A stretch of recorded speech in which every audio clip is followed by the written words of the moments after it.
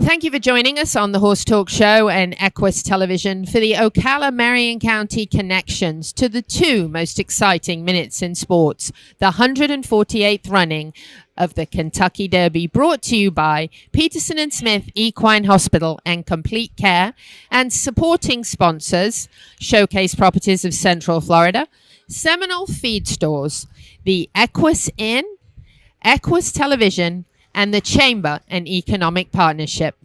I'm Louisa Barton for Equus Television and the Horse Talk Show here at the Nelson Jones Training Center in Ocala, Marion County, Florida, the horse capital of the world. And it really is the horse capital of the world. And in racing and training and thoroughbreds, we really get it here in Ocala. And so many of our local trainers are so often affiliated with horses that are in the Kentucky Derby. The Kentucky Derby is a really big deal. Many trainers aspire to get to this point, and it is a journey indeed, and it takes a village. I'm here with a very special family here in Ocala, visiting them to talk a little bit about Barber Road, a horse that's taken them on quite a trip as we look forward to the first Saturday in May. I'm going to start off here with Carla Ortiz. Carla, thank you so much for having us here. Tell us a little bit about your role with Barber Road and your role in this team here at the Ortiz Training Center. Well, it's actually pretty funny because out of everybody in the family, I was probably like the least involved with horses. I mean, I grew up around them because my dad was a jockey and that's his main job. So I was going to school for working with media and like video production. And I went to college, I graduated. And then it was tough trying to find a job in the industry until my brother, John, was like, well, why don't you come to Kentucky and make a couple of cool videos for me? And it started out as something fun to do. And then I started to, watching these animals on an outsider perspective. I recorded them and I'm like, wow, like they do this every day, but I'm like, seeing it completely different. I see it's something cool, like they're on the track and horses are bobbing their heads, and I'm like, oh, if I could put music with this, if I could put some rhythm and music, and it looks so cool to me that I wanted to show everybody how I saw it. And little by little, I started making John's horse videos, his winning videos. I started adding like effects and music, and it stuck and everybody liked it because we were doing something completely different. And the owners absolutely loved it. And that's how I am a part of the team. I work John's social media. I do all his videos. I do his pictures. I take pictures of the horses for Christmas. I dress them up in Santa Claus. And I just try to bring like the fun side to it and bring something new that people in the industry haven't seen. It's just something that makes you smile. And that's what I do. Well, I love it. I've been watching and sharing it on social media, and you do a phenomenal job. Carlos, let's switch over to you. Tell us a little bit about you. Started out as a jockey years and years ago and became a trainer. You went out on your own about 5.5 years ago, and now here you are looking at your first Kentucky Derby. Tell us a little bit about you. Yeah, when I started riding in Colombia in 1976, I was in the jockey room watching the Kentucky Derby and TV. Why I'm black? And then I look like this. Oh, it's a dream. It's big. Now I'm part of the big races with my family. It's amazing. I can't say. I don't know. Look, I can't believe it. But we are here, and I want to say thank you very much for Mr. Bill Simon and Mrs. Tammy Simon for giving the opportunity to my son, especially my son is very young trainer, and give me opportunity to break the baby for him. And hey, I'm proud, because get a Barber Road here and that's stall over there. He start breaking and and start training for 6 months here and send it to my son. Like I say, my dreams coming true. It's thank God. That's amazing. Tell us a little bit about Barber Road when he arrived here and you started working with him. Did you know right away when you started him that he really had a lot of potential? I know that you mentioned before he had a fantastic big stride. And I remember American Pharaoh had a big stride and how much people love to see that nice big movement. And I know you mentioned that. Did you see a lot of potential right away for him? Yeah, when I started, in the stall to break, and it was quiet, very class. When the horses, the babies, they got a class, they don't doing too much thinking, so they smart. They know what they doing. So we start from there, start breaking on the stall, coming out right here in the Cerro. We had a video from the beginning, jogging here in the Cerro. We had a nice video from the swimming pool right there. It's an amazing swimming pool. So we start like that. Then we take it to the racetrack. Start jogging quiet, relax, putting attention, all concentration and what is business, Then he started galloping nice. Mr. Bill Simon coming one day, he asked me, I said, hey, this horse got a lot of class. I think, he go long distance because he moving nice, he long stride, close to the ground. So, hey, if you ask a little bit, he go. If you take a hold, he doing whatever I want to do. So it's nice to got a horse like that. He never bite nobody, putting attention, never jumping. No, it's nice. So you liked him right away, and you told Mr. Simon, who used to be the CEO of Walmart, him and his wife really love this horse business, are really, really excited. This is a $15,000 weanling, so a really, really good deal, a good price. And he came to you, and you started him and worked him and took him to swim and on the track, and you loved his stride, so you loved his movement. Tell us, as he progressed, did you ever have any idea that he might start winning the big stakes races and then get enough points to go to the Kentucky Derby? Well, it's a big question, because the babies, right here, we got a little idea because, they don't working fast. They only working like 3A, a quarter, and nice long galloping. But I feel like he go long distance. I told my son, he's nice horse. I think he's going to be 2 ton around. So then they don't know how much they cost. 50,000, 15,000, or $2 million. They don't know nothing. They don't read the blah blah there. They belong chat. No, they running concentration and keeping going. I think so. He's gonna keep going the Kentucky Derby because he always run with little trouble from behind. But pass to the wire, there you go. He's on the horse, he's running. So I hope so. Run fast after. One of the things you like to look at is the gallop out, right, afterwards, to see how they gallop out. And he always seems like he gallops out well afterwards. Yeah, and the racing in Churchill when he finished second in the big stage, so he's coming a lot of trouble inside. Wherever, when he got it clean, he run straight, go fast, and galloping out after the wire, pass everybody. So that's mean like he needed more distance. And the Kentucky Derby going to be mile and a quarter. So I hope so, thank God, maybe give him more, clear all the way. And the jockey and everybody going to be excited after the race. Do you want to see him take the lead early, or do you just want him to stay kind of in contact with the field and then move maybe later on in the race? I don't know, because it's tough race. The horses, when the horses going to comfort, they have to take, and the jockey, he's smart, he knows the horse go, close to the pace, go easy, or he need to go a little more relaxed. I ride it for 13 years. He got a little experience, but it's a different race. But the jockey knows. He knows a lot of the horses, and my son knows how the horses run. He's gonna tell him to the jockey, what pace or whatever. It's wonderful. It's so excited. We're so excited for you, for this family operation. How wonderful that your son is in Kentucky. You guys here, you're going to be joining him soon for the Derby.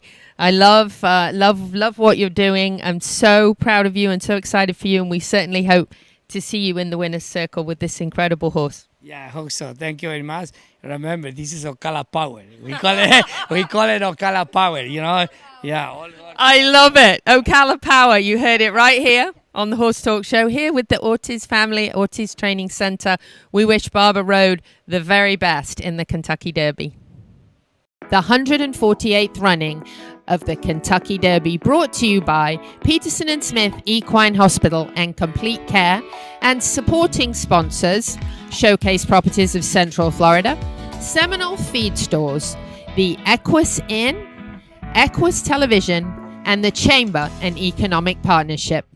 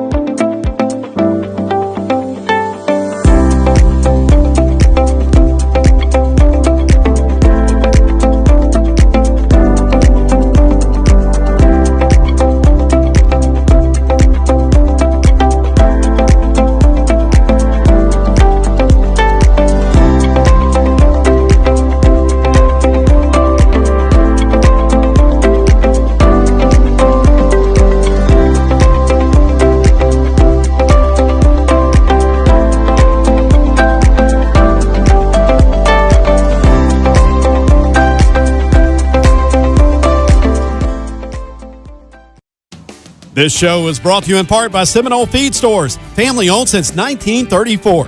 Manufacturing fixed formula horse feeds with mindful monitoring and quality ingredients right here in Ocala in an all-natural, non-medicated feed mill. Seminole Feed, simply the world's best and safest feed. Like them on Facebook now or find them at seminolefeed.com. Hello, I'm Valerie Daly at Showcase Properties of Central Florida. Horses are the lifeblood of the horse capital of the world and enrich the lives of many. Our farm specialists are equine enthusiasts who are actively involved in our local equestrian community. If you're ready to discover Ocala, contact Showcase Properties of Central Florida to begin your unique real estate journey with one of our experienced agents today.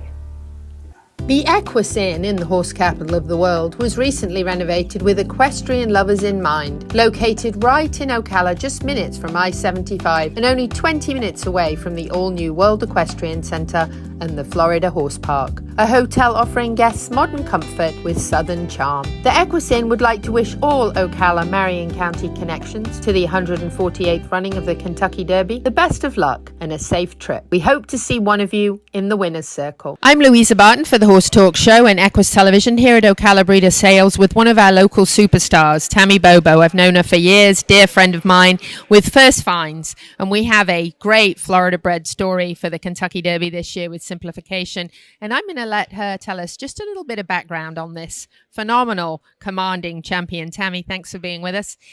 Tell us a little bit about when you first met Simplification. You went out to the Demericks to Valerie and Tristan and got to see him, and you actually bought him privately. Share a little bit about your first experiences with him. So I went out to the barn at the Demericks, and of course Valerie had called me and told me she had a couple of horses for sale.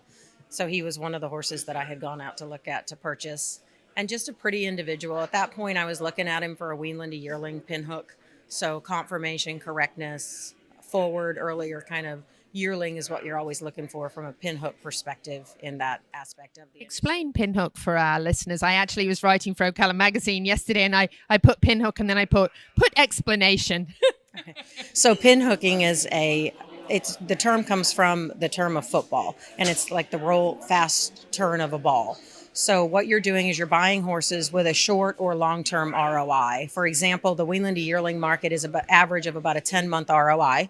So those horses are bought in November and then sold in July, August, September, and October would be about your last sale for the weanland to yearlings. So when they're bought as weanlings, you're then selling them as yearlings, 10 months investment.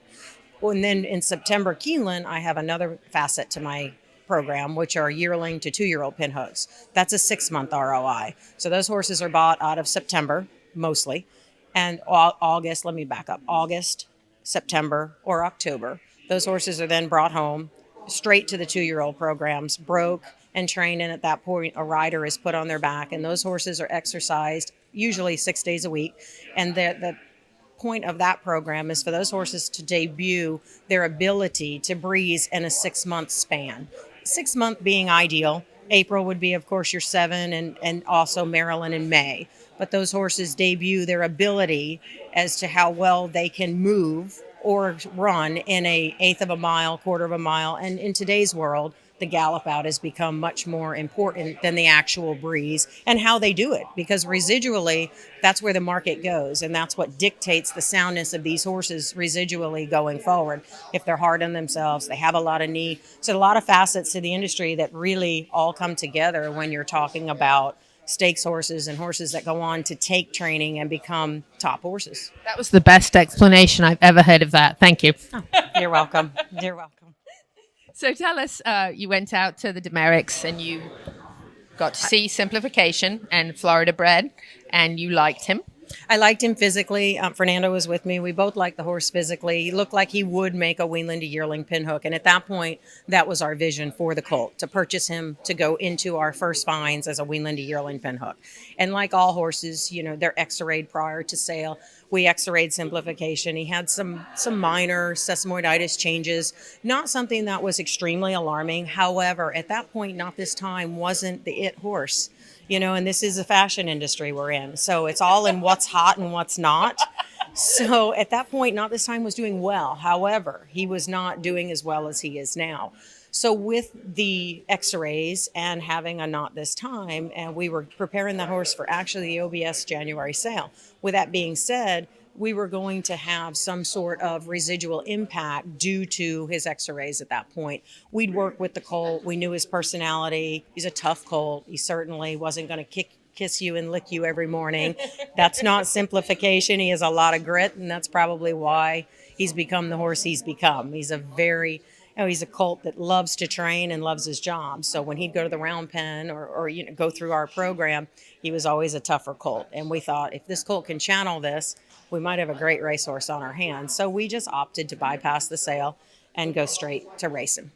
Now, sesamoiditis, I've heard it referred to as sort of growing pains, and it is quite common, and quite often they do grow out of it, and it's not serious, right? So seeing obviously some potential in this young horse and getting past that, growing out of that, now obviously we see what a tough, commanding horse he really is. Right. So with sesamoiditis, when we purchased the horse, I wasn't alarmed. I've had a lot of horses. I x-ray a lot of horses at Keeneland September. There's years that we'll read 75 sets of films a day.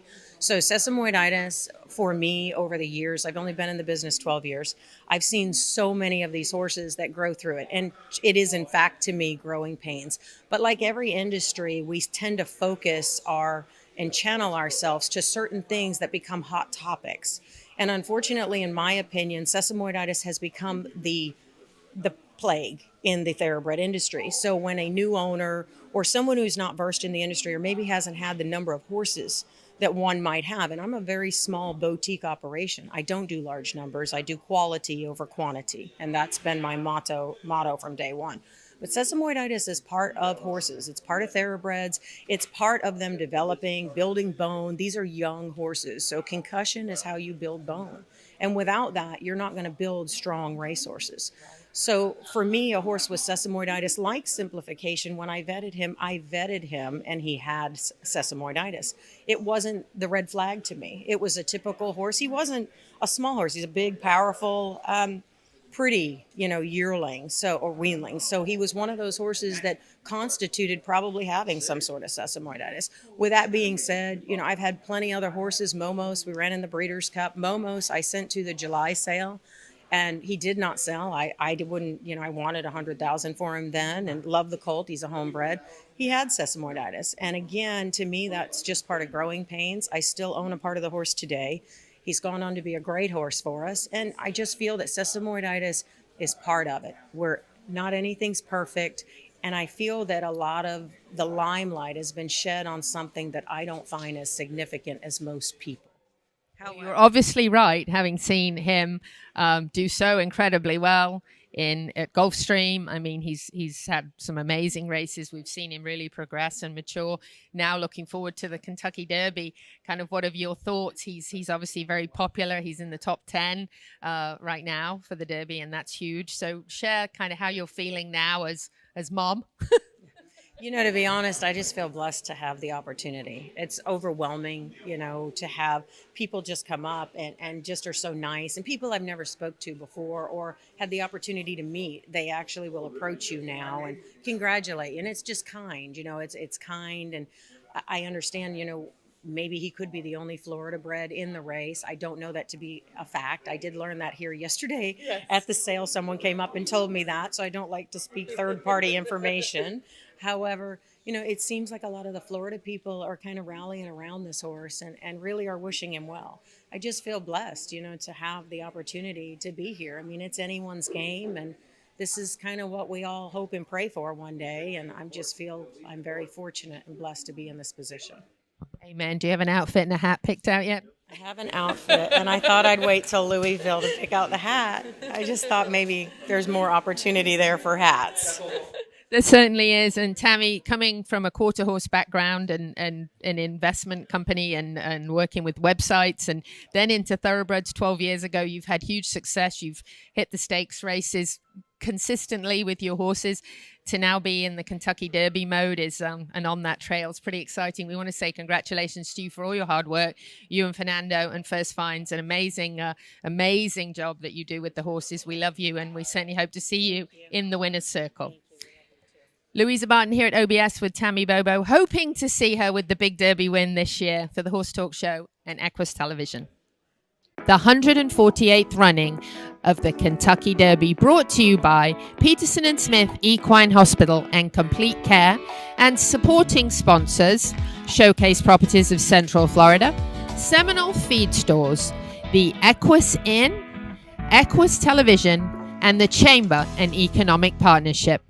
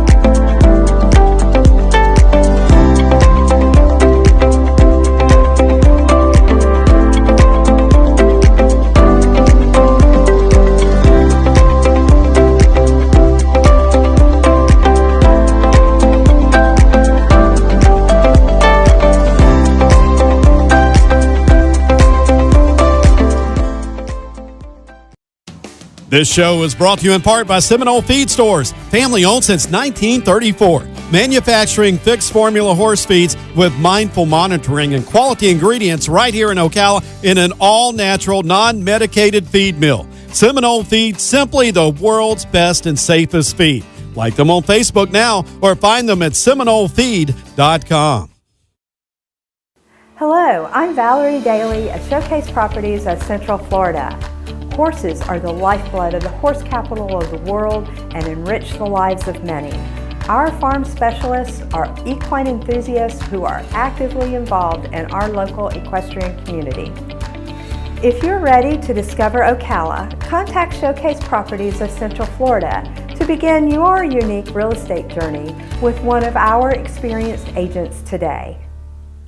The Equus Inn in the horse capital of the world was recently renovated with equestrian lovers in mind. Located right in Ocala, just minutes from I-75 and only 20 minutes away from the all-new World Equestrian Center and the Florida Horse Park. A hotel offering guests modern comfort with southern charm. The Equus Inn would like to wish all Ocala Marion County connections to the 148th running of the Kentucky Derby the best of luck and a safe trip. We hope to see one of you in the winner's circle. Louisa Barton here at Ocala Breeder Sales for the Horse Talk Show and Equus Television with one of our local superstars we've been chatting to, Tammy Bobo, who is very excited to be on the Kentucky Derby Trail with potentially, and I have to agree with her, I think the only Florida bred in the race. And we always love our Florida connections, Florida trained or Florida bred, but this is both. So we're pretty excited about Simplification. I think he's number 6 right now in points for the Derby Trail, which is a really big deal out of the top 20 horses in the country. So we're excited, but this is not Tammy Bobo's first time with a horse in the Derby. She's only actually been in the thoroughbred business for 12 years, coming out of the quarter horse world, but she's been so successful. And having a boutique consignment, and she mentioned this already, being quality, not necessarily quantity, is a really, really big deal. So we just want to talk a little bit about her first Derby experience. And having 2 Derby horses in 12 years is really a huge accolade all by itself. Tammy, tell us about your very first Derby experience with your first horse. So my first horse was Take Charge Indy that I bought out of the September Keeneland sale. And that horse taught me a lot about the industry and a lot about how to get to where you are today. So having him win the Florida Derby and then go on, it was an opportunity for me to learn the industry. That's why he wasn't offered at auction to be sold. I really believed in him early on. It was the first thoroughbred I truly trained.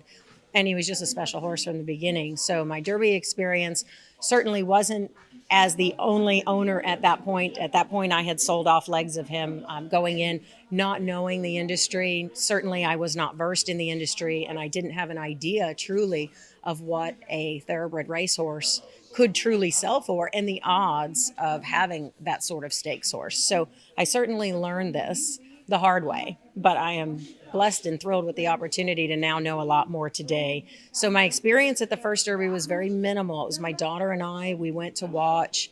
At that point, I had already sold out almost all the majority of him to Chuck and Mary Beth Sanford. So it was kind of their show. They had their suite and I apparently everything that comes with it. So I look forward to enjoy it this time as an owner and be able to include people and people that are part of your team and you work with. And I'm a big believer in teamwork, and that's how we all get to be successful. It does take an army. And I think some people have that correlation in life and others don't. They like to just take the prize and run with it. So I hope this Derby experience to be much different, and I'm looking forward to enjoying it as an owner and being able to be there. Share with us Antonio Sano. I mentioned him earlier. I'm a huge fan of him and his family. Tell us a little bit. I know you've mentioned him being like family to you. I think he calls you sister. Share with us a little bit how important it is to you that your horse is in training with somebody like him. And I've been behind the scenes in the barn with the Sano family, and I cannot say enough about how wonderful they really are. They are. I think the Sano Antonio, to me, exudes the perfect family. That family is close, they're tight, they do everything together, and I admire that. I admire the family dynamics, and they're just good, kind, hardworking people. I don't think I've ever met a person, honestly, that works as hard as Antonio. I learned a lot more about Antonio going down there to go to dinner with him at his favorite Italian restaurant. We drove from Gulfstream to where he lives, basically, and he drives 45 minutes. Mind you, this is, almost Miami, so the traffic, 45 minutes a day just to go to Gulfstream, train his horses, and then leaves there and has an additional 45-minute to hour drive to Palm Meadows. Antonio does this 7 days a week. The man, how he functions is beyond me. He sleeps till 2 or 3 a.m. every day. Every morning, he gets up that early in the morning to do the same routine. So I just admire his work ethic and who he is as a person. And they are also grateful for the opportunity to be here in the States. And they voice it, they're just grateful and they recognize life as a blessing. And for us to all be able to do what we collectively love together and just share in this moment together is just, it's unmeasurable. It's unmeasurable. I was delighted to see that was the trainer. I said, oh, thank you. God, that was awesome. Give us a few tips. So if I was starting out now in the position that you were in 12 years ago, what are some of the takeaways that you've picked up over the last 12 years that had you known then, you might have done things a little differently, or things you've learned, things that you look for in horses? I think for me, relationships, learning who you can trust and who you can work with, it starts, to me, you make all your money when you buy a horse. So I don't believe we make champions. I believe horses have heart, and those horses that have heart become amazing horses. So for me, when you buy a horse, that is buying all of your return. So that's the most important part for me. So dealing with consigners, having relationships that I can walk up to them in the back ring, that's my buying style, and ask them, is this horse okay? Does this horse vet? Does it scope? Like I mentioned, when I'm buying out of the books, I can only have a vet read 75 a day. So I usually take those based on pedigree. Everything else that walks through a ring, there's days we're selling 400 horses at Keeneland. There's a vast majority of horses I have no knowledge of. So I have to put my trust in certain consigners. And you learn over the years, and it's unfortunate. Every business has bad eggs, and I've certainly encountered those in this business.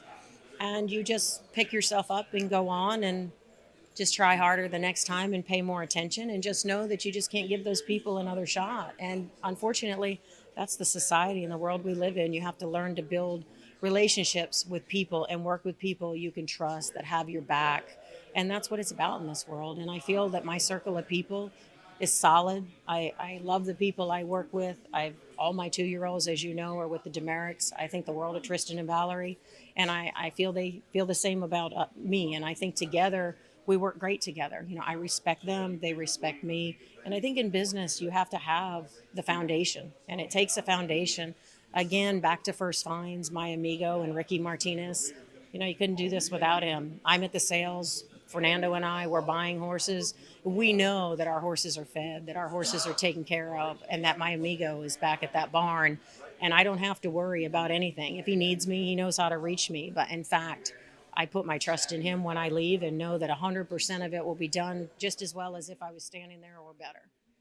Absolutely. Very important. It takes a village, and you're right. The team has to be good, and it doesn't get much better than the demerits. And I have to agree with you there. You know, when you get good people, you can work with good people and trust them. It does make a difference to the whole operation. It does. It does. And you know that their outlook is the same as yours. You know, it's success. We all want to have success. And it's an interesting dynamic because when we're at Keeneland, Val and Triss are doing their thing, we're doing our thing, and that's what makes it such a great thing. And at the end of the day, these horses all go to them, and these are most horses that they didn't buy for one reason or another, you know, so it's interesting. And there's a lot of, obviously they buy great horses, but we just work so well together. So it gives them an opportunity to have other horses that maybe they passed on or didn't even get to see. You know, there's so many horses that we all look at and focus on. It's just exciting to see the end result when you get to these 2-year-old sales and you see what they have and what you have together. We do a lot together. And I think, you know, spread the wealth and work together. I think helping others is very important. Amen. Briefly, just share with us yesterday, obviously was a great day for your boutique operation here at OBS. It was very blessed. So we had a Curlin that we had bought for $40,000, bring 510. We had a Quality Road we paid $100 for, bring 300. We've just been very blessed in this industry across the board. We had several others sell that did exceptionally as well. I don't, mention them all, but I don't want to seem boastful or boasting. Just very blessed, and we've had an amazing sale. We're looking forward to today and the rest of the sale. OBS has been strong. There's a lot of people here looking to buy nice horses, and it's good to see a good market and a strong market. And I think residually going forward, there's nothing like horse racing. If people experience that and the thrill of winning a race and what it's like, you can't put it into words, and there's no way to explain the gratification and satisfaction that these racehorses truly bring us all. We're really proud of you. Ocala loves you. Thank you for being here with us and sharing this wonderful life experience. We wish you all the best. Can't wait to see you in the winner's circle. Just remember, drag us in. Thank you. Tammy Bobo here at OBS. We wish her all the best. Pray to see her in the winner's circle for the Kentucky Derby, and I'm sure we will. Louisa Barton for the Horse Talk Show and Equus Television. The 148th running of the Kentucky Derby, brought to you by Peterson and Smith Equine Hospital and Complete Care, and supporting sponsors: Showcase Properties of Central Florida, Seminole Feed Stores, the Equus Inn, Equus Television, and the Chamber and Economic Partnership.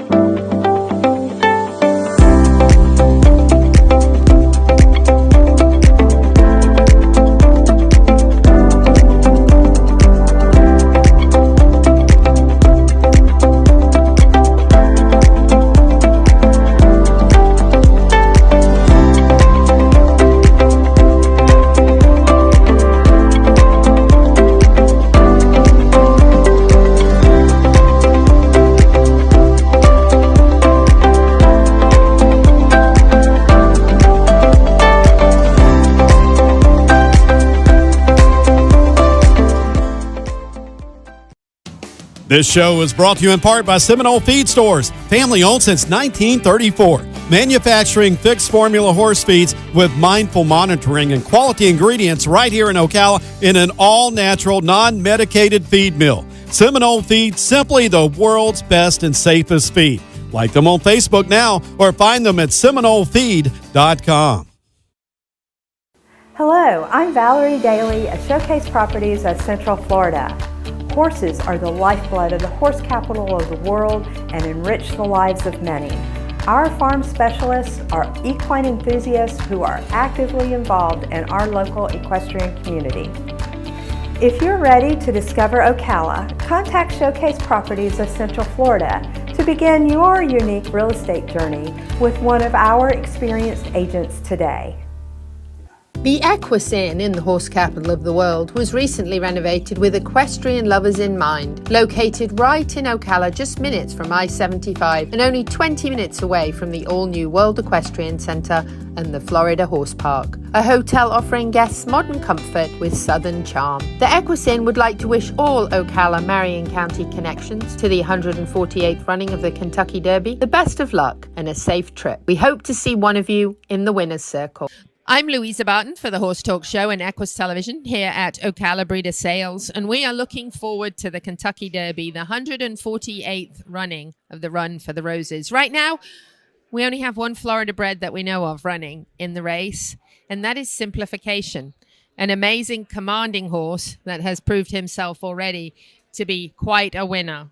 I'm here now with the other half of the team from First Finds, with Fernando de Jesus. Going to have him tell us just a little bit about First Finds and how important this journey with Simplification has been. And actually, I just saw Brad Cox walk that way, by the way. Yeah, he was by there.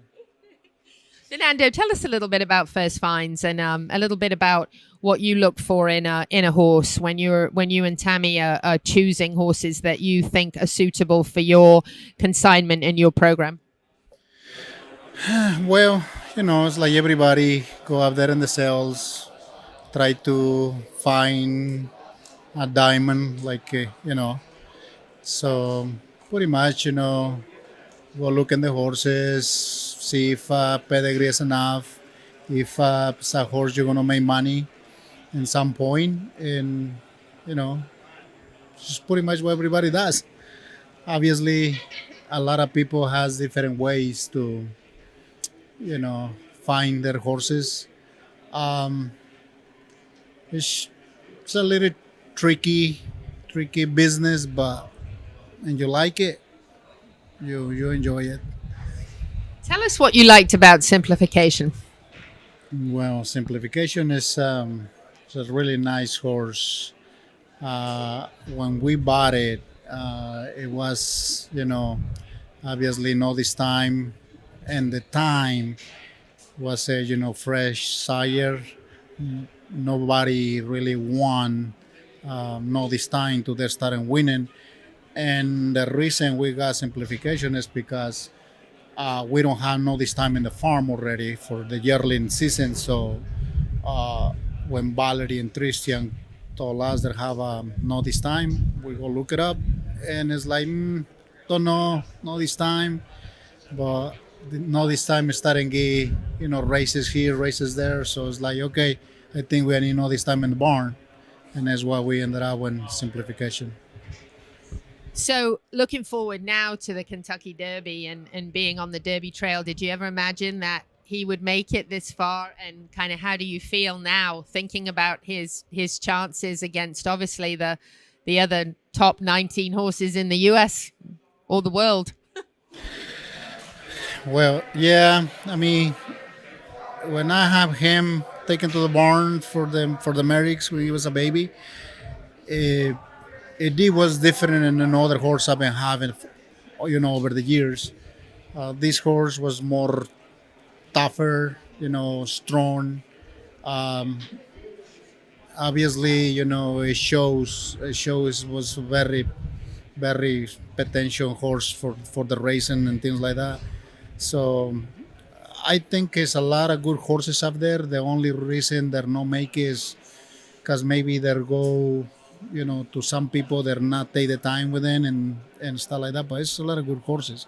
But this particular horse was different and a lot of horses we have.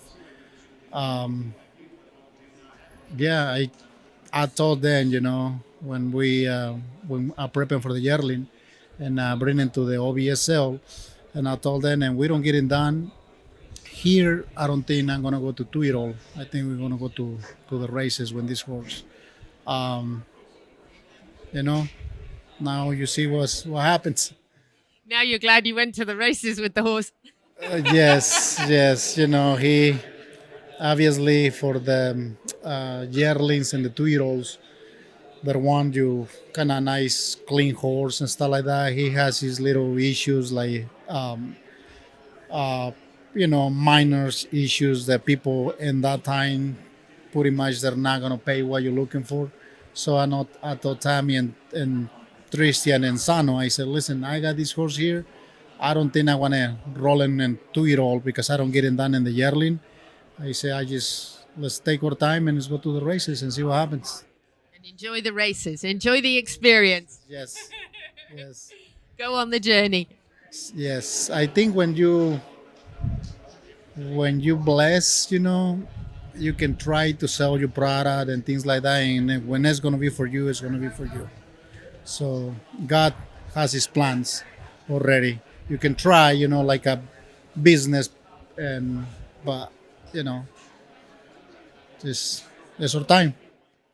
Well, we want to wish you all the best in the Kentucky Derby, and we'll definitely be praying for a good outcome, and we'll definitely see you there. Thank you very much, and thank you. Thank you, Fernando, with First Finds. He and Tammy Bobo have had great success with many of their horses making it to the top, but certainly making it to the Kentucky Derby is, I think, everybody's bucket list in this business. So we wish them all the best. We love this Ocala-Marion County connection to the two most exciting minutes in sports. I'm Louisa Barton for Equus Television and the Horse Talk Show. Up next, Andrew Van Langendonk from Summerfield Sales. I'm Louisa Barton for the Horse Talk Show and Equus Television here at Ocala Breeder Sales today, and we are going to talk a little bit about a horse that's headed for the Kentucky Derby that has some Ocala-Marion County connections, and that's White Abarrio. I'm here with Andrew Van Langendonk. I didn't mess it up. Look at that. Andrew, tell us a little bit about you, your family, and background here in Ocala. I manage and direct the sales consignment, Summerfield Sales, as well as the general manager of the farm. We sell here in January a large number of horses, as well as in October we'll sell a large number of yearlings as well. We were fortunate enough to sell White Abarrio during the January winter mix sale. It was for a relatively cheap price, but obviously he was not aware of that, and he went on to show us that he's capable of a lot more than what we initially praised him for, and I mean that as a industry as a whole as well. Now, as far as a relatively lower price, what would that be? I believe we sold him for $7,500, not quite as low as the bottom price of $1,000 that we sold Medina Spirit for, but so we're slowly but surely making our way up for our Derby prospects in terms of price. Isn't that great, though? Because that's much more like the Cinderella story.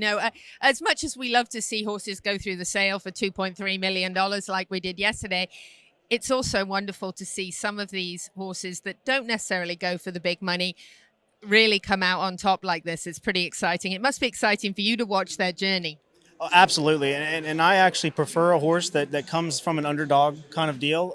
It's obviously a lot of fun to sell a horse for a lot of money, especially when it goes towards someone that really deserves it or could use it, and that money gets put right back into the industry. But to see a horse that everybody kind of dubs as not as good as maybe the ones that go for $2.3 million, and to see those horses essentially make it onto the track and just dominate, and there's no other words, dominate in comparison to those horses. It's so much fun. It really is. Now tell us, White Abarrio, under $10,000, what was it about him that made him not go for such a high price? Was it pedigree? Did he have what some people maybe thought was some shortcomings? What actually kind of made that decision, you think? During that sale, he wasn't a very big horse. He was a medium-sized horse, and the big reason why he stuck out in my head is because he's gray, and I personally like the grays, as a lot of people do. But race day would have been one of the bigger downfalls, unfortunately, for him on his pedigree. But luckily enough, someone thought that it was worthwhile, and then they moved him along towards the 2-year-old sales and got a bit of money for him. And then he continues to go on to make money for the next person, which I really enjoy. I like whenever one person makes money, the next person makes money, and it continues on down the line. That's certainly the idea, right? Absolutely, absolutely. Tell us a little bit about his race career so far, and kind of as you've watched him maturing, the things that you've noticed, and maybe share with us what you think's got him to the point that he's at now. I think Joseph Safi Jr. has done a fantastic job getting the proper wind in him that he needs. I think everybody's been kind of questioning on his distance, just given the pedigree that he has. But given the fact that all the races that he's done prior to this, his biggest attribute, I believe, is he's able to handle being in a pack.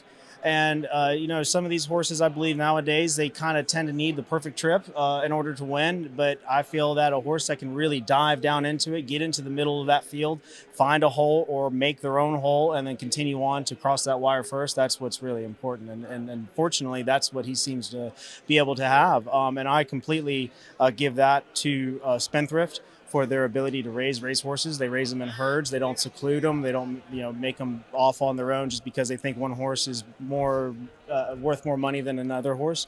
And I think that's what really raises racehorses. What we try to do is Summerfield sales as well. We like to keep them all in herds, and Spendthrift does the same thing. And obviously, it helps whenever you hit the racetrack. I have to agree with you there. They are a herd animal, and I can't say enough about Ned Toffee and Spendthrift. I'm experience with them has been incredible as well. So I hats off to both of your teams and to come this far. Kind of, what do you have an expectation of what you might see Derby Day, and who are you looking at as really tough competition in this race? Obviously, Epicenter's one to watch. We love Simplification, obviously, a Florida bred. Have you kind of looked at his competition and weighed it up a little bit?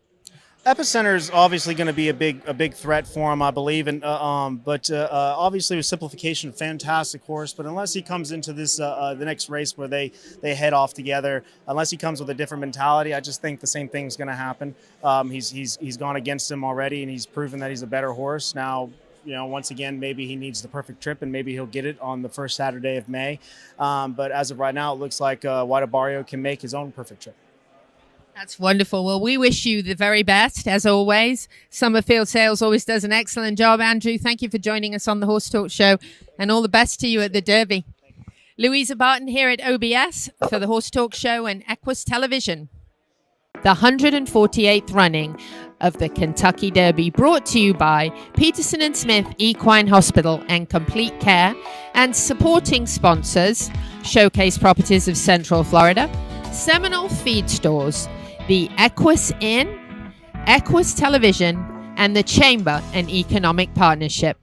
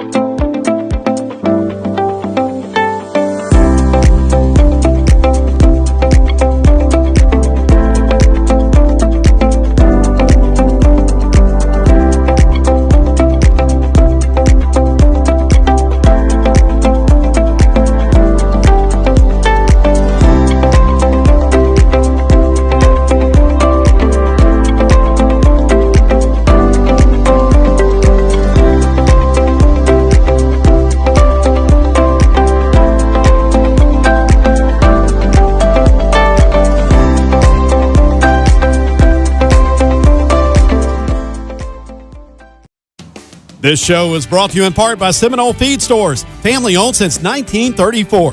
Manufacturing fixed formula horse feeds with mindful monitoring and quality ingredients right here in Ocala in an all-natural, non-medicated feed mill. Seminole Feed, simply the world's best and safest feed. Like them on Facebook now or find them at SeminoleFeed.com.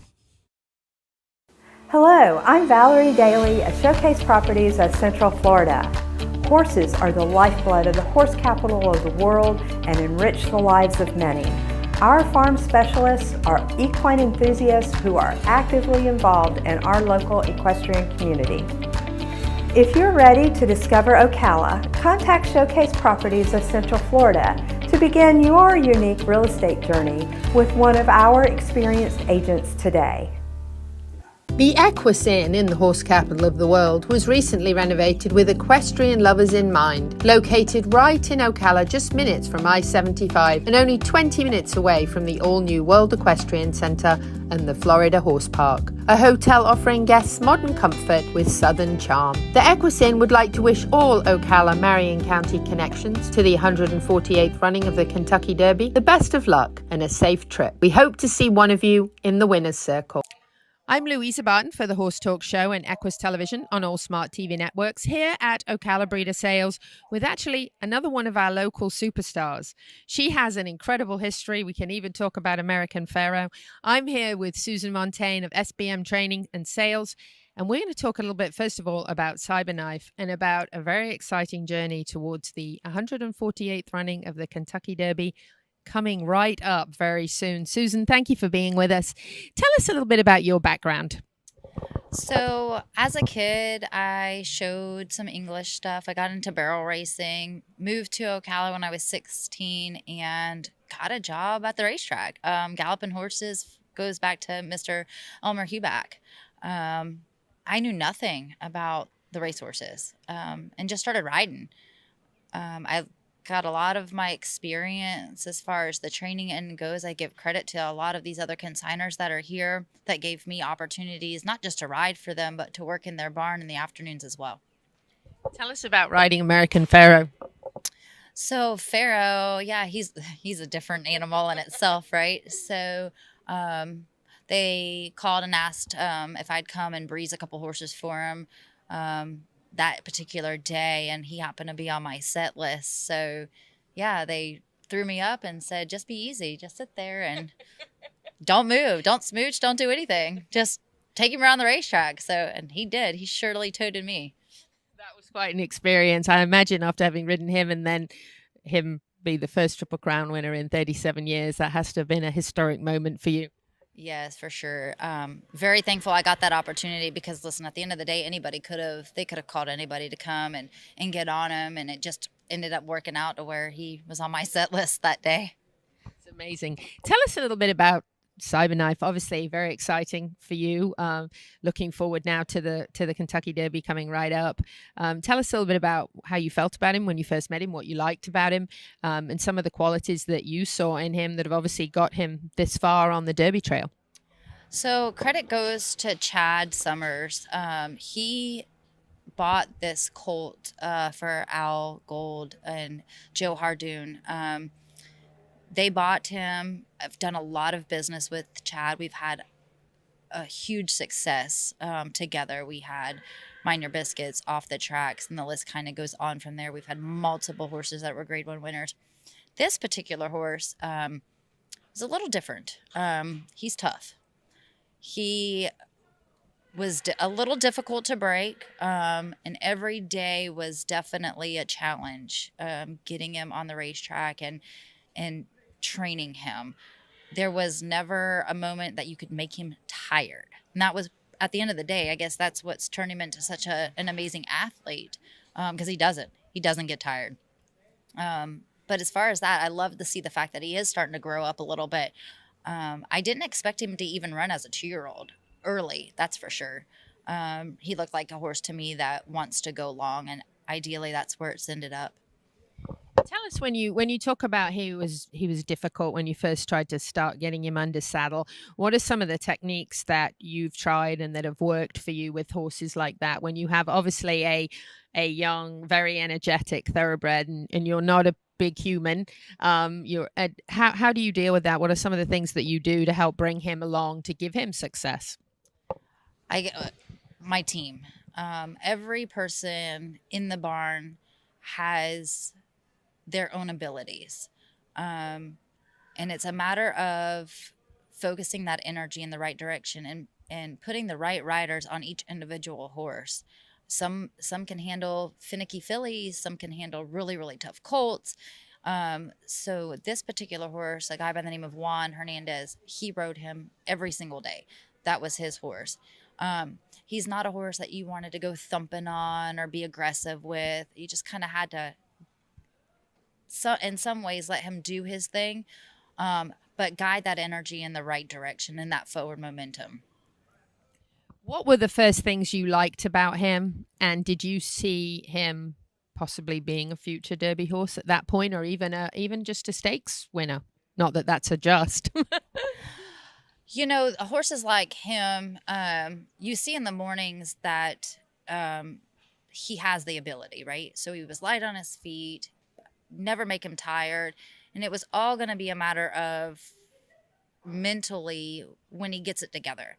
And truthfully, I don't even know that he really even has it all together yet. I think as he continues to race and continues to grow, it's all going to start to click. But right now, he's, in my opinion, he's running on straight talent. Amazing. And how did you feel this day, Arkansas Derby Day? I mean, you have to have been just elated, right? Oh my gosh, yeah.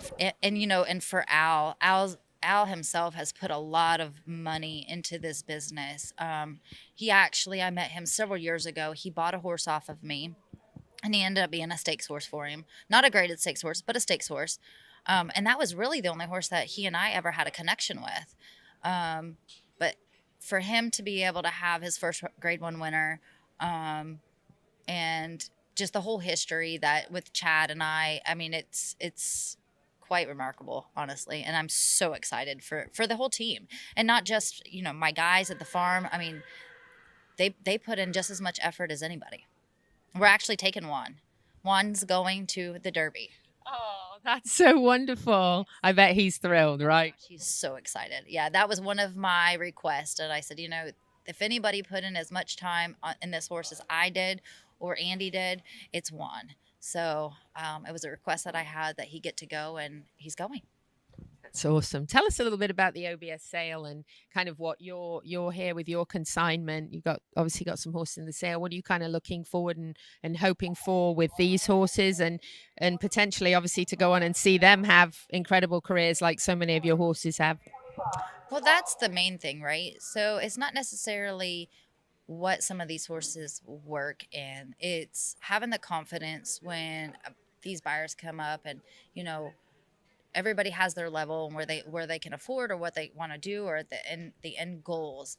So luckily for us, we do have some really nice horses in the barn, and I do have some high expectations for a few of them.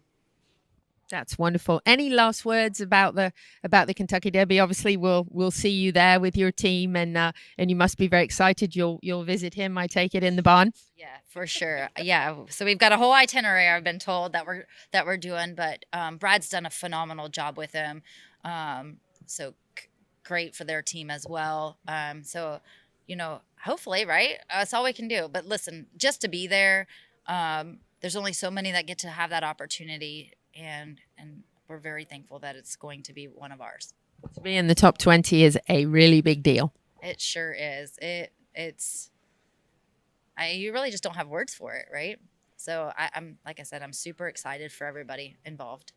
Well, I can tell you that Ocala Marion County, very, very proud of you and all your endeavors. And we watch your horses regularly doing well and excelling. So we certainly hope to see you do very well in the Kentucky Derby. I'm here with Susan Montani from SBM Training and Sales, and we're watching Cyberknife, one of Ocala Marion County grads. I'm Louisa Barton for the Horse Talk Show on Equus Television here at OBS.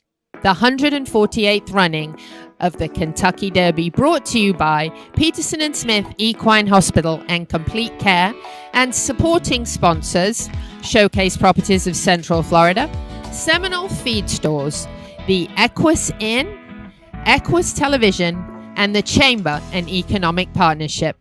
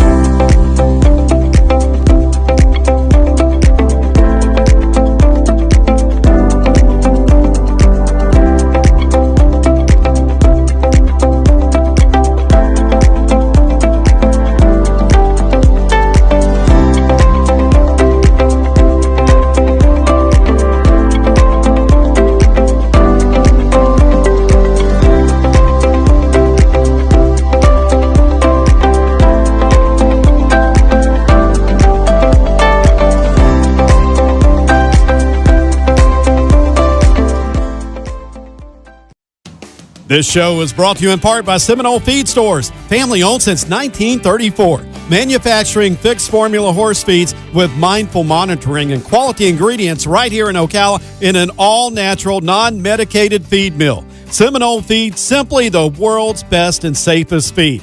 Like them on Facebook now or find them at SeminoleFeed.com. Hello, I'm Valerie Daly at Showcase Properties of Central Florida. Horses are the lifeblood of the horse capital of the world and enrich the lives of many. Our farm specialists are equine enthusiasts who are actively involved in our local equestrian community. If you're ready to discover Ocala, contact Showcase Properties of Central Florida to begin your unique real estate journey with one of our experienced agents today.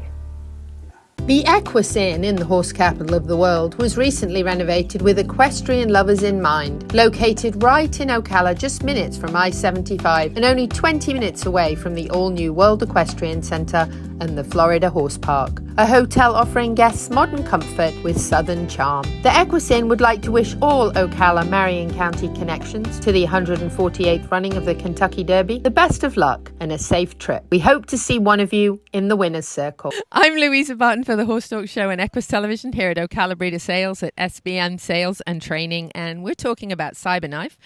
This is a horse that's running in the Kentucky Derby with Ocala Marion County connections, and we certainly like to broadcast that. I have my sign holder here, Al Gold, Joe Hardoon, and Chad Summers here, and they've all had a part in this incredible, very commanding horse that we're going to see run in the Kentucky Derby very soon. I'm going to start here with the sign holder. Al, tell us about Cyberknife.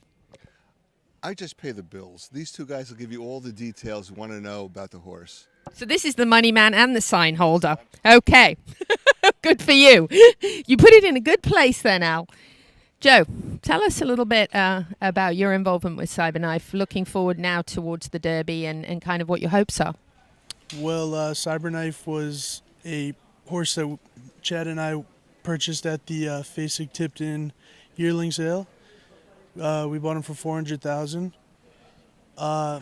He was a big type, scopy looking horse that was light on his feet, and first crop of gun runner. He looked like a horse that we needed to have. Chad, tell us a little bit about your first thoughts on Cyberknife and now looking forward to the Kentucky Derby, kind of what your hopes are. Well, the first thing we said was he's either going to win a Grade 1 or he's never going to make the races. So we're glad that the first part came true, not the latter part. But look, he's always been a very special horse to us. You know, we're thankful that Mr. Gold, he wanted to take a shot at a home run kind of horse, and you know, fortunately for us and the whole team involved, we were able to do that. I mean, Susan and her team, you know, Juan Hernandez gets a lot of credit. He got on the horse every day from the time they broke him to the time he left to go to Brad Cox. And, you know, then all credit goes to Brad Cox's team as well. He's been at 7 different locations of Brad Cox's kind of factory that he has, and the team and the staff that he's put together. And, you know, it's led us all to the first Saturday in May, and we'll see where we feel the second Saturday in May. Tell us about Susan and her operation. She had told us during the interview that he was tough and that Juan did a great job. A lot of that grit is really important to get this far with young horses, especially get to these Grade 1 stakes races and especially to be the top 20 in the country. That grit is really important, but channeling that grit into good energy and positive energy and getting a horse this far. And obviously Brad Cox is brilliant as well. But tell us about Susan and her team here and just the way that they can manage those kind of challenges with a horse like this that's obviously got a lot of talent. Well, my relationship with Susan goes back to 2014, and we've had 3 Grade 1 winners together now. And, you know, the thing that Susan and her staff do over there that's different than most is each horse is an individual. And Susan, along with her partner, Andy Pickerel, you know, they take their time, and that's a horse that you needed to take your time with. It wasn't, okay, you know, we're done, you know, let's start breezing him. It was, you know, many, many hours, long days of getting him to trust and understand and to go through the process of what it takes to be a racehorse. And as difficult as he was, and he was on his hind legs maybe more than he was on all fours, it was a process of he never got tired. No matter what they did, no matter how they trained him, he never got tired, and we had to, you know, play with the equipment and change different things. And, you know, they would turn him out in the morning time and he'd take a long nap instead of taking some of that energy out. But it was one of those things where we all kind of, every time we saw him, we came together and we just said, you know what, you know, if he can ever put it all together, then he's going to be okay. And, every time he trained, every time he breezed on the farm before he went to Brad, and then when he went to Brad, it was, is he ever going to get tired? He never, ever got tired, and that's what kind of gives us the confidence, to go to a mile and a quarter, which is a demanding distance, especially, you're talking over here at the Ocala sale or at the OBS and training sale where horses go an eighth of a mile or at the most a quarter of a mile, right? These horses got to go a mile and a quarter, but, we think from his early training from SBM, he's going to be well prepared for that mile and a quarter distance. Fantastic. You were made for TV. Well done. Here chatting with the team that each person played a huge role in getting this horse to where he is now on the Derby Trail. We certainly hope to see him have future success. Louisa Barton with the Horse Talk Show and Equus Television here at Ocala Breeder Sales. The 148th running of the Kentucky Derby, brought to you by Peterson and Smith Equine Hospital and Complete Care, and supporting sponsors Showcase Properties of Central Florida, Seminole Feed Stores, the Equus Inn, Equus Television, and the Chamber and Economic Partnership.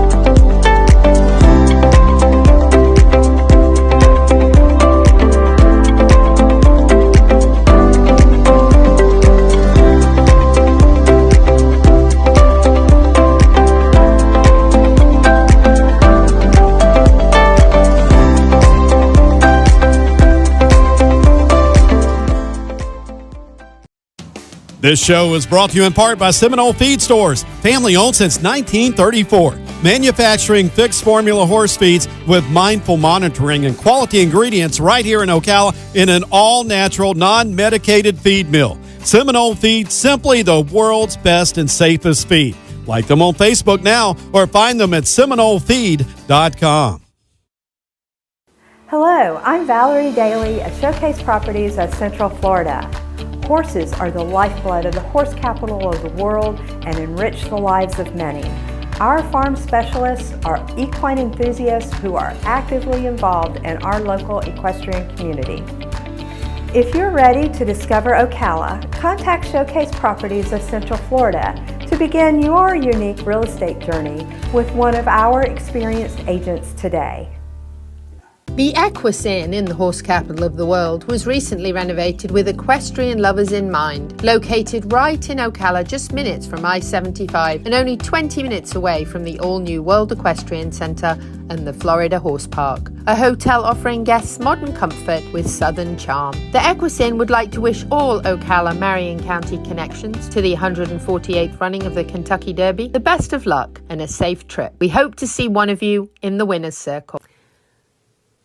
Thank you for joining us on this special edition of the Horse Talk Show to discuss the local connections to the two most exciting minutes in sports, the 148th running of the Kentucky Derby. Out of 20 horses, we have at least 13 with strong ties to this local area, and we love to share our claims to fame with you on the show.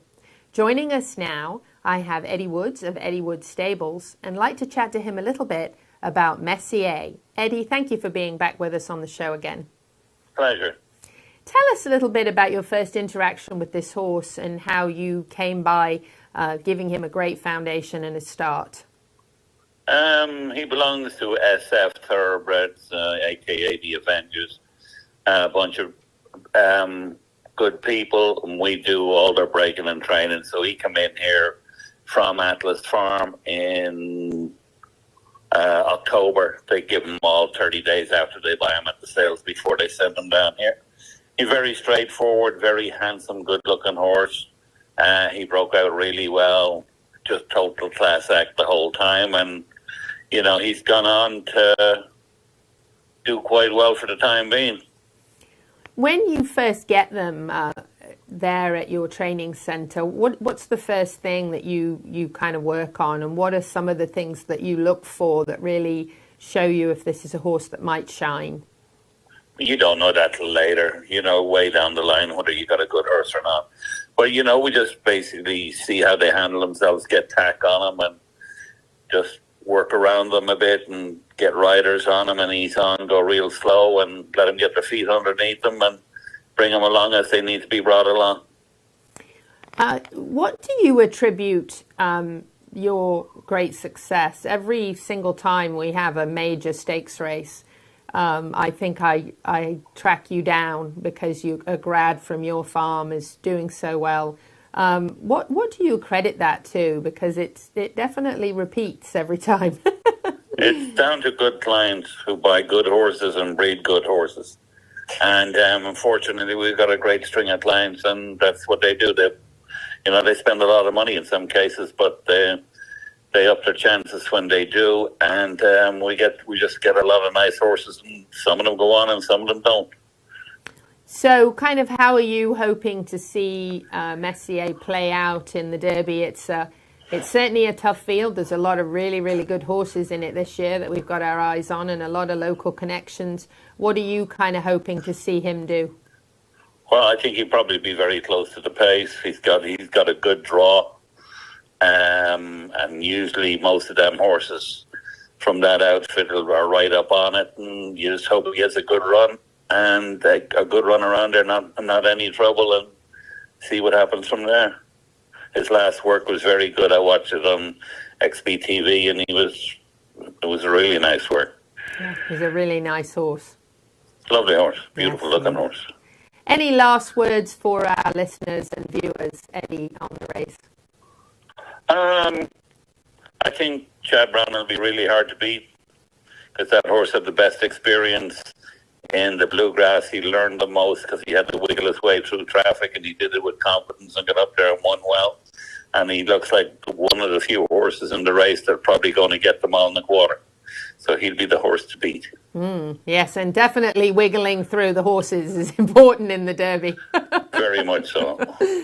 Eddie Woods, hats off to you and your team at Eddie Woods Stables here in Ocala. We're all so proud of you and your team, always in the top horses in the country over and over again. So all the best to you. We hope that you all have a safe trip, and we'd love to see your grad in the winner's circle.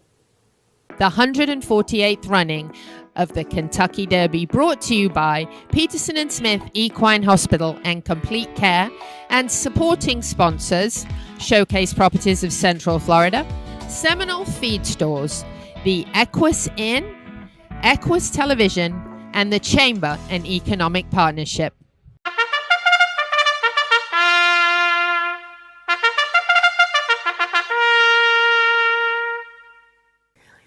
Thank you for joining us back on this special Local Connections to the two most exciting minutes in sports, the 148th running of the Kentucky Derby. Every year, I think, in the top races, I come back to you with Dominic Brennan, who usually gives one or two of these horses a really good start at the Silverleaf Hills Training Center here in Summerfield. Dominic, it's lovely to have you back with us. Thanks for having me. You've got a couple of claims to fame. Let's start with Smile Happy, because that's something I just like to do as often as possible. I love the name. I think it's great. Tell us a little bit about this horse and your experience in training him. He was, when we got him down to break him as a yearling, he was just a very laid-back colt, easy to work with. I mean, never took a bad step, never done anything wrong, was just very straightforward from the beginning he was. So a good horse right away and easy to deal with. Yeah, just very easy to, he just, what do you want me to do type of thing, you know? Mm-hmm. Did you see him getting this far? I see him as a nice horse. To be a Derby horse, that's a tough call it is, but he did always show like he had some class. Yeah. He did. Good. So share with us a little bit about the other horse that you have in the Derby, another grad of yours, and that's Tis the Bomb. Yes. Kind of a totally different horse. He was kind of a little more aggressive, not maybe so much laid back as Smile Happy, but trained forwardly, was easy to be around, took everything in stride, but like I say, was a little more aggressive. But showed like he was a nice horse. If I had to pick between both of them, I probably would have picked Smile Happy out of the two, but the other horse is a very nice horse too. He is, and he broke his maiden. A lot of people think he's a more grass horse, but he broke his maiden on the dirt at Ellis. And Kenny is kind of high on this horse for the Derby. He thinks he's getting overlooked, he does. So, yeah. Yeah, and Kenny knows his Derby stuff, so that's a good sign. The last time he told me that was when Sarava went on and won the Belmont, so. That's a good sign then. That's a very good sign. How do you kind of, when you're looking at a Derby like this with so much talent in it, there's probably, I think Dr. Eisman said he had 15 horses at least out of the 20 that you got to watch. It's definitely a really good deep field this year of really good horses. When you kind of see how this might play out, do you know how either one of these horses might best play out this race to get the win?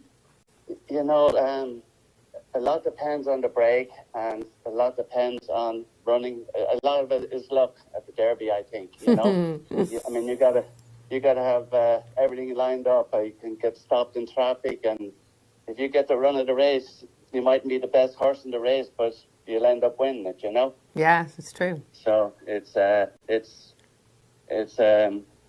tough race. There's a bunch of 3-year-olds this year. I think it might be one of the best derbies in a while with a lot of good horses. So I think a lot of it at the end of the day is going to be racing luck. Racing luck, it usually is with 20 horses in the field and the Derby chaos, right? As far as them running the horses style, I guess, you know, it'll depend on the break and going to the first turn. Yeah. And then it's luck from there. That's right. What do you attribute your great success to? Because, you know, every year I come back to you and hats off to you and your team that, you know, your grads always make it to the top stakes races, and I'm always so impressed by that. Well, I've been working with Kenny for 30 plus years probably. I work all the sales for him, so what I do is I look at every horse, I short list, and then I give him my short list, and he goes through that, and then he's the one that makes the final decision. So basically it's a team, me and him, but he's the one that makes the final decision. Right. Kenny McPeak, great trainer. Yes, great trainer. So wonderful. That's the way it's worked for as long as I've been with him, and it's been very successful. That's wonderful. Well, congratulations to you making it into the top 20 with two of those grads from Silverleaf down in Summerfield, and hats off to our local trainers, many connections. Dominic, we wish you all the best. I see we got quite a few. Yes. Yeah. Well done. Yes. Thank you, Dominic, and we wish you all the best. Yeah. Thank you. All right. Bye-bye. Dominic Brennan, the trainer down there for Kenny McPeak at the Silverleaf Hills Training Centre in Summerfield. Got a couple of good ones there in the Derby. You got to keep your eye out for Kenny McPeak, and he definitely thinks one of them could do it for sure. So who knows? It's anyone's race in the Derby, as Dominic pointedly said. It's always good luck. Louisa Barton for the Horse Talk Show with your very, very special local Derby connections. The 148th running of the Kentucky Derby, brought to you by Peterson and Smith Equine Hospital and Complete Care, and supporting sponsors: Showcase Properties of Central Florida, Seminole Feed Stores, the Equus Inn, Equus Television, and the Chamber and Economic Partnership.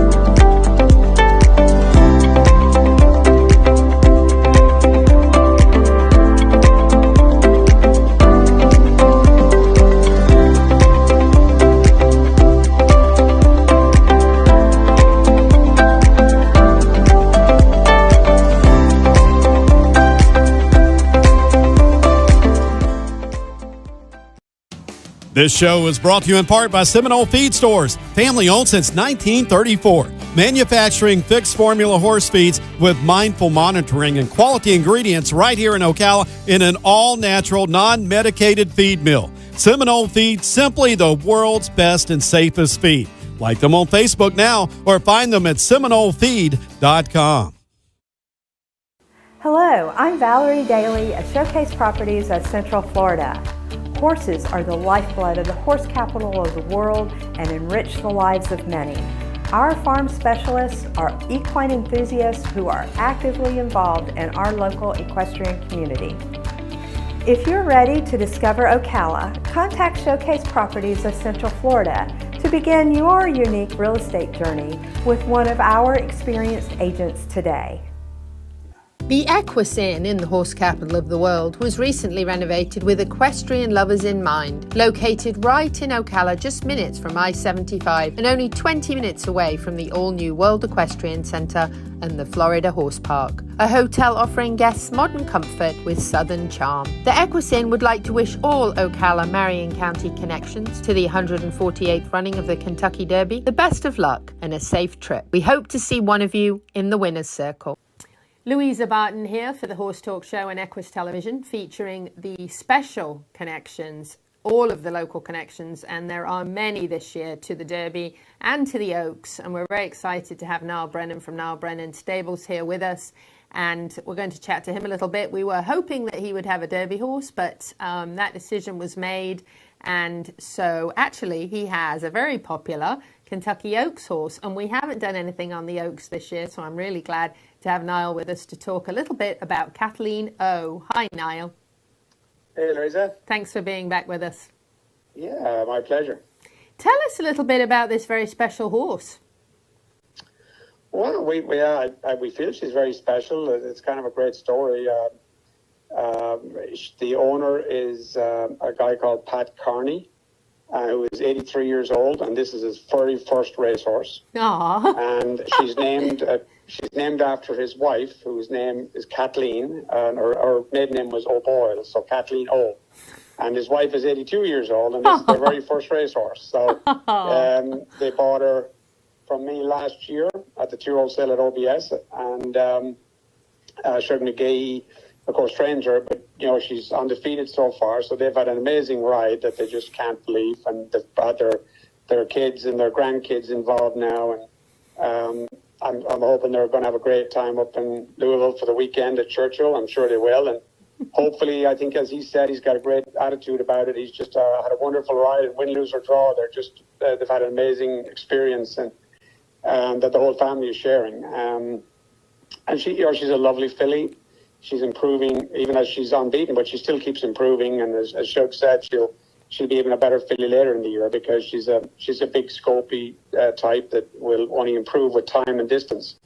And, you know, so I think that I think she's probably right now, you know, going off second or third favourite, which when the gates open, that doesn't really matter because the horses don't know their odds. They're just going to do the best they can and hope that their jocks give them a good trip and navigate a good trip. And same as in the Derby, you know, that the trip is so important. But, you know, we hope for the best for them. It'd be an amazing story if she won, and it's their very first racehorse. It would be just a fairy tale story. Oh my gosh, I love that you shared that with us, because for somebody in their 80s to have their very first racehorse make it to the Oaks, it's like, that's a pretty special thing. That's and the fact that the horse is named after his wife, I love it. Yeah, no, it's beyond a dream, really. I think it's, you know, he knew, you know, he played golf in the winter months down there with Shug McGee, and they became friends, and he just said, you know what, I don't play cards anymore, I don't do this, I don't do that. I love going over to Gulfstream to the races, and hey, Shug, how do I get a racehorse? I think it'd be fun. I just want something to do, to enjoy. And next thing here comes Kathleen O. Here comes Kathleen O. So you liked her when she was training. You really thought she had a nice way. Yeah, you know, we did. I mean, as much as you know in the spring of their two-year-old, so this time last year, but we were very high on her, and just the way she had developed and the way she was training. And when she went over to the sale, you know, they had asked me about who I would recommend, and I gave them a couple, and Kathleen O was the one that they bid on and bought.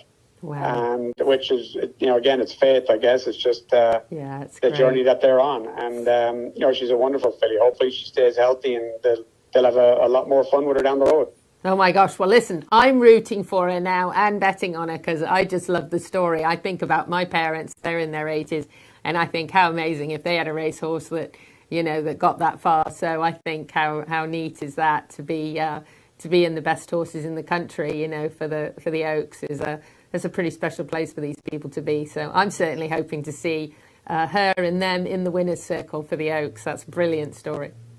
Yeah, no, hopefully she does and stays well and healthy. Obviously, it's the ladies' day on Friday and then the boys' day on Saturday. That's right, and we'll be there for both. So cheering on our Ocala, Marion local connections always to these incredible races. So early voting is okay, but he's not running in the Kentucky Derby. But a grad of yours, I'm sure, that will go on to do great things.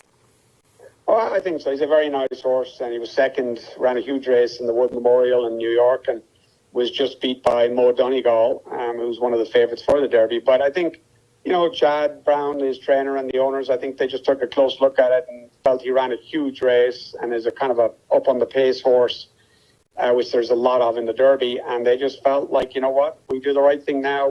Let this horse be fresh. He's going into the Preakness as a fresh horse. And they did the same with Cloud Computing a few years ago. That's right. And won the Preakness with Cloud Computing. That's right. It's the same connections. And that was just their decision. I think they're right. They're thinking of the whole year, the summer and fall that this horse has ahead of him. And Chad, of course, has the favourite for the Derby in Zandon. Right. And so he's already well represented. But I think he just decided that this was the better route for early voting, and so decided not to enter him yesterday and keep him fresh for the Preakness. Very good. Well, we'll definitely be keeping an eye on him in that race then for sure as well. Oh yeah, it's fun to be associated with all these nice horses and on their journey, and it keeps you interested in the game and keeps you interested in the next crop that are coming up right now. That's true. Well, I'll tell you what, Ocala never fails to show up, putting great foundations on these horses, and apparently the Irish never fail to show up either, because we've got quite a few. I think Irish horse trainers know how to put it on these guys in the beginning and give them a really good start. So hats off to you and your team, Niall, as always. Superstars here, and we really appreciate you taking the time to talk to us. Yeah, no problem. Thanks. Thank you. Louisa. Yep, all the best. Yeah, thanks. Bye. Bye-bye. Niall Brennan Training Centre stables here in the Ocala, Marion County area, always one of our superstars, and we chase him around for the Derby and the Preakness and the Belmont, and I think the Breeders' Cup too. So we're going to wrap this segment up. We tried to bring you as much as we can of these local connections to these very exciting races. Louisa Barton for the Horse Talk Show.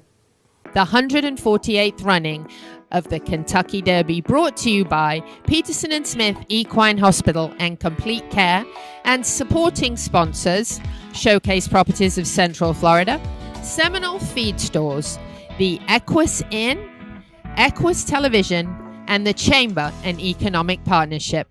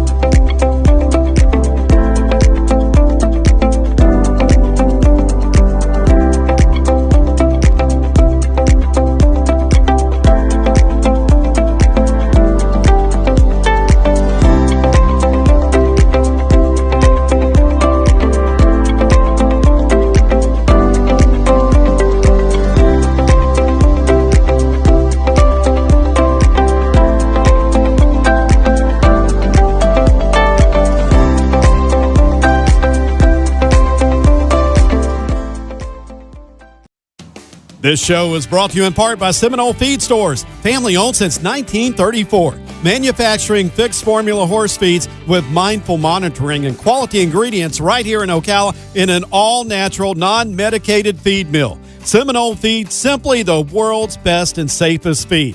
Like them on Facebook now or find them at SeminoleFeed.com. Hello, I'm Valerie Daly at Showcase Properties of Central Florida. Horses are the lifeblood of the horse capital of the world and enrich the lives of many. Our farm specialists are equine enthusiasts who are actively involved in our local equestrian community. If you're ready to discover Ocala, contact Showcase Properties of Central Florida to begin your unique real estate journey with one of our experienced agents today. The Equus Inn in the horse capital of the world was recently renovated with equestrian lovers in mind. Located right in Ocala, just minutes from I-75 and only 20 minutes away from the all-new World Equestrian Center and the Florida Horse Park. A hotel offering guests modern comfort with southern charm. The Equus Inn would like to wish all Ocala Marion County connections to the 148th running of the Kentucky Derby the best of luck and a safe trip. We hope to see one of you in the winner's circle. I'm Louisa Barton for the Horse Talk Show and Equus Television here at Luke and Bloodstock in Ocala, Marion County, Florida, the horse capital of the world, where we don't feel that all of the connections to these incredible top 20 horses in the country, or in fact the world in many cases, get nearly the credit they should. So we're visiting with Carl Keegan, who has a very professional operation here and at the Oak Ridge Training Center, and we're really thrilled and honored to get a chance to chat to him about Pioneer of Medina. But first of all, I want to start and just tell you a little bit about Carl. Or let Carl tell you a little bit about Carl. Carl, thank you for being with us.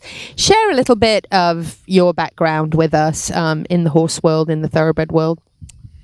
So, grew up in Ireland, worked with horses. No. worked with horses my whole life. Moved over here to the United States in '91. Worked at all the major racetracks in New York, Belmont, Aqueduct, Saratoga, and moved to Ocala to the farm side of things.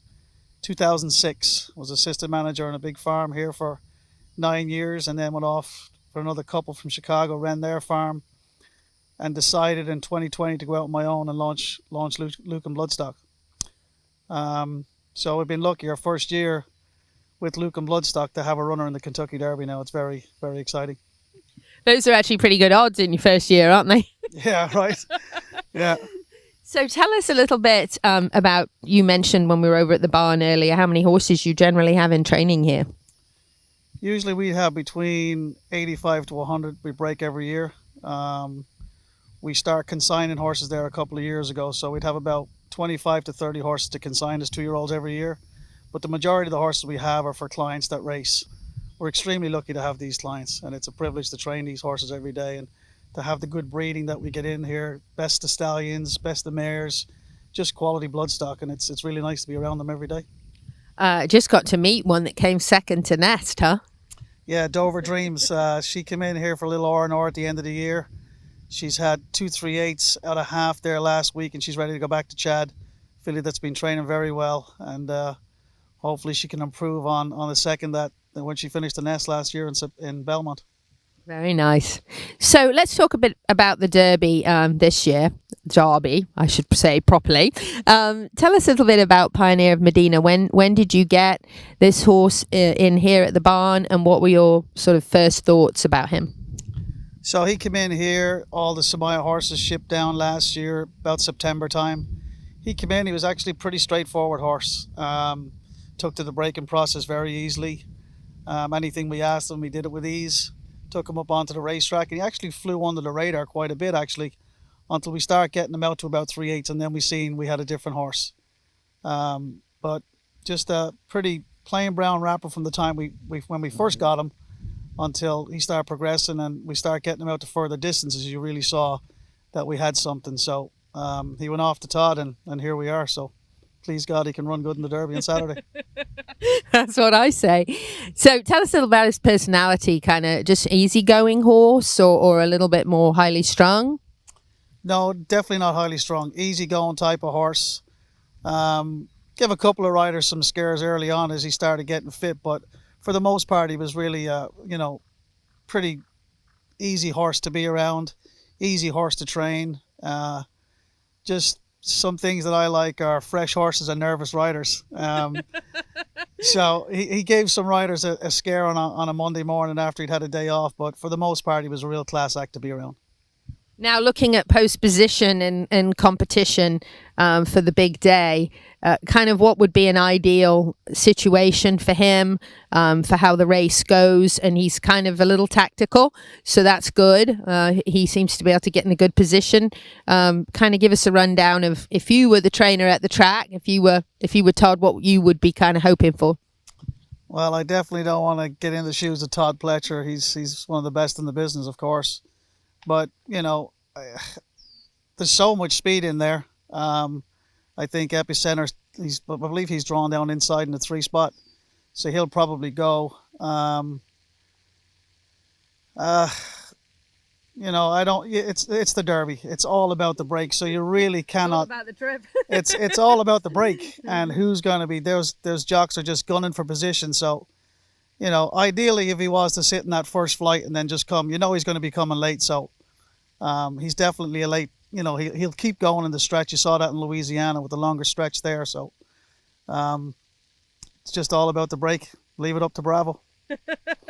Leave it in his hands, huh? Yeah, Jockey Joe. He's been there many times. So he's never won the Derby, but I'd like to see it for Joe. He actually won the George Wolfe Memorial Award this year. So that's right. In recognition of all his peers. So if he was to win a Derby, it'd be awesome. Wonderful. As far as looking at some of the other horses in the Derby, Simplification's obviously a Florida bred. We always love to see a Florida bred in there and love to see them get a shot. Any others that you really had your eye on that you think are really, really hot? White Barrio, I mean, his Florida Derby was pretty impressive. Race day called for Safi Joseph. I thought that race was very good race. Charge its race, finished second in there. That was a big run by that horse. He was a little green in the stretch, but he's actually been working. His last work was with Pioneer Medina, and he seemed to do it very well. So, it's the Derby. It's a wide open race. Do you get to go? Don't know yet. Don't know. Probably rather just stay at home actually and watch it on the couch. Yeah, that's actually the best way to watch the Derby, in my opinion. Carl, any final words? No, just good luck to the connections. Joe, this whole Samaya team from Mr. Abagazali to Francis, all the guys on the farm, and the whole Pletcher crew. Everybody have a safe trip and hopefully we come out on top. Wonderful. Thank you, Carl Keegan, here at Lucan Bloodstock in Ocala, Marion County, Florida, the horse capital of the world, connecting you to all the Ocala, Marion County connections. We'll be cheering them all on, and we'll be real excited if we get to see Pioneer of Medina in the winner's circle this year for the Kentucky Derby. Louisa Barton for the Horse Talk Show and Equus Television. So we had an incredible visit to very professional Lucan Bloodstock, very impressed by Carl Keegan's operation at the Oak Ridge Training Centre, certainly putting out some amazing horses. And we kind of put him on the spot asking him about the Derby, and he didn't have the list in front of him, but he had another mention that he wanted us to share with you. So I am going to get that for you right here. I really haven't had time to sit down and handicap the race yet, but with the draw being yesterday, but looking at Zandon's last race in the Bluegrass and his work at Churchill, they were both very impressive moves. So he's definitely one you'd be keeping an eye on and probably justifies favoritism. And hold that thought, because Carl had something else he just wanted to share with us as well. Great horseman that he is. Here we go. Yeah, we're very lucky to have some very good clients that send us in really nice horses every year. I was very impressed with, that was my first visit over there to Lucan, and I hope I get to go back more. Definitely a very impressive operation. We couldn't possibly bring you every single person, although we'd love to, but with 13 connections just in the Derby alone to this local area, it's pretty hard to get them all. But I want to do some mentions, especially for those that we didn't get to. Of course, we've got Simplification, Pioneer of Medina, White Barrio. We got to talk to Summerfield Sales, Smile Happy and Tis the Bomb. We got a chance to chat with Dominic. Cyberknife, of course, we talked to Susan Montaigne. Barber Road, great story there with the Ortiz training stables at Nelson Jones. Tiber by Hartley and Lorenzo, trained and consigned by them. Port, who we got a chance to talk to Dr. Eisenman about. We hope to bring you some info on Charge It, trained at Whisper Hill. Messier, of course, we got the latest updates from Eddie Woods and feelings on him from Eddie Woods Stables. We didn't make it to Abracadabra Farm this time, but hats off to them. Mo Donegal, of course, who may be one of the favorites for this race. And we had a chance to chat to somebody, one of our favorite guests, Niall Brennan of Niall Brennan Stables, a regular with fantastic horses and a great story behind Kathleen O. So, and of course, Kathleen O will be in the Oaks, so shout out to them. And, you know, there may be some we've missed. There's always so many in the Ocala-Marion County area that are connected and give such an incredible foundation to these horses so that they can go on and be the best of the best. And making it to the top 14 horses in the Oaks or the top 20 in the Derby is a really big deal. So we want to thank Peterson and Smith Equine Hospital and Complete Care for supporting us and presenting these connections to you. We want to thank the Ocala Metro Chamber and Economic Partnership for supporting the equine initiative so that we can continue to spread the word about the equine industry here. Thank you also to supporting sponsors, Showcase Properties of Central Florida, the Equus Inn by Pax Properties, Seminole Feed Stores, and to Equus Television for airing this. We love to bring you how many incredible connections we always have here in this area. So we hope you enjoyed this. We hope you'll cheer all of the horses on. We hope for a very, very safe trip for all the horses in these big races. And we hope to be able to bring you a lot more coverage over the weekend as we continue to follow all of the action in the two most exciting minutes in sports, the 148th running of the Kentucky Derby. Louisa Barton here for the Horse Talk Show and Equus Television.